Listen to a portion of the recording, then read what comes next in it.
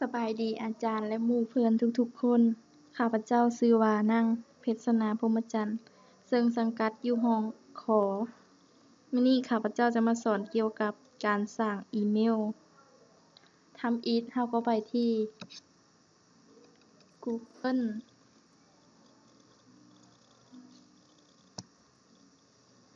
เราก็คลิกใส่บ่อนว่าง แล้วก็เขียนคำว่า Gmail Enter เลยนะ มันก็จะออกมาแบบนี้ แล้วเราก็คลิกเข้าไปที่ Gmail Google ไปเลย แล้วทางหลุมมันจะบอกว่า เขาเราก็คลิกเข้าไปเลย หลังจากนั้นก็จะออกมาหน้าต่างแบบนี้ ให้พิมพ์คำชื่อนามสกุล ทำอิฐเราก็พิมพ์ชื่อก่อน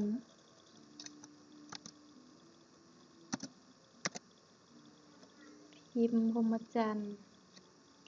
ชื่อสมมุติ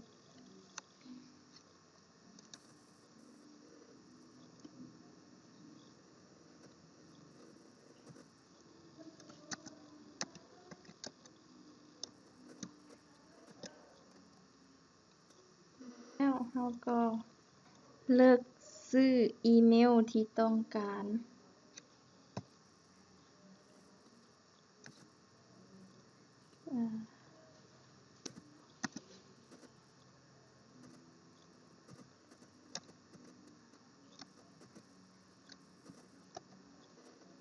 ทำด้วย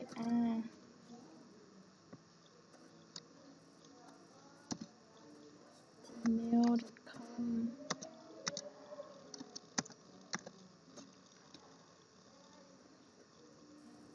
แล้วเราก็ลงมาเลือกที่รหัสผ่าน แนวใดก็ได้ ที่เราจื้อง่าย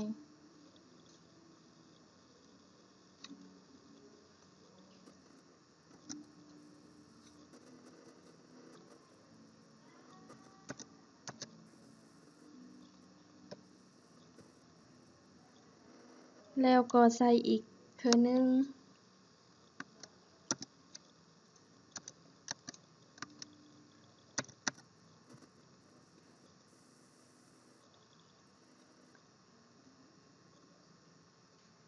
เลือกวันเดือนปีเกิด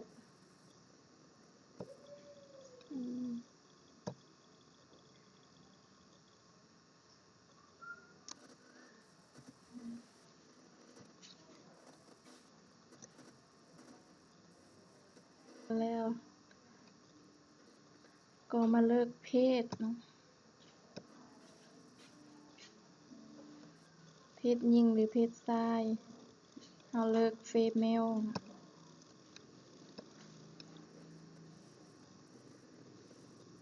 ไป เบอร์โทรศัพท์ ใส่ก็ได้หรือบ่อยากใส่ก็ได้ ที่อยู่แม่นเราก็ทักไป คลิกเข้าไปนี่ อีก แล้วก็คลิกอีก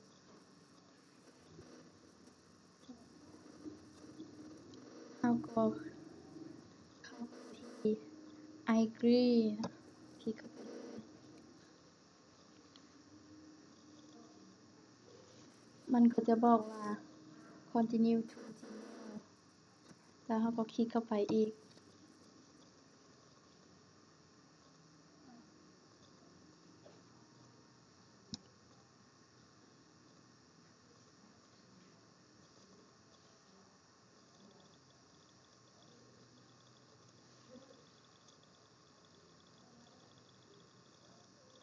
สำเร็จแล้วเราก็คลิก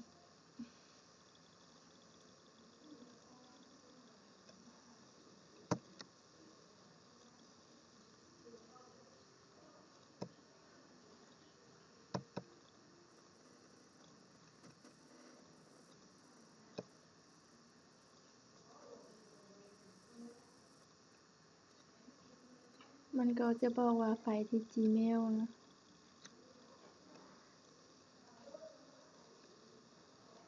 ตอนนี้เราก็ได้สร้าง Gmail ของเราได้สำเร็จแล้วเนาะเราก็สามารถเข้าไปเล่นได้เลยขอขอบใจ